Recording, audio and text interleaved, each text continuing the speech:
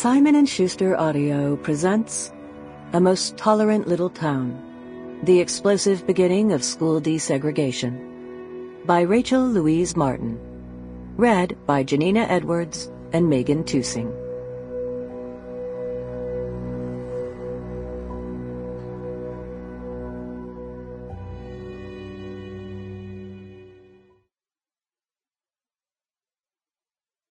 Dedicated to the children sent to undo 400 years of injustice.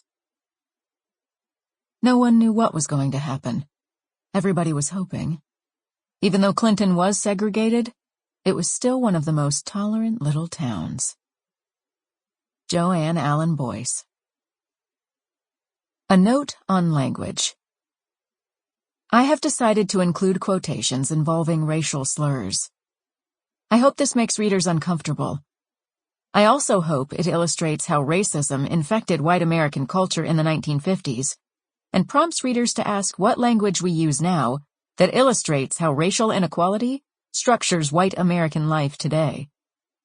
Most of the white people in Clinton who used the N-word were church-going folks who considered themselves highly moral. Many of them eschewed alcohol, cards, and other vices.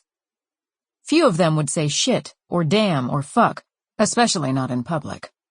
Most would even avoid saying Lord or God unless they were praying.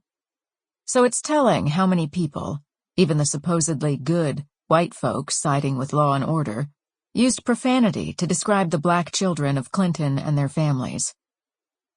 When they called their fellow townspeople the N-word or some other derogatory racist term, they did it knowingly.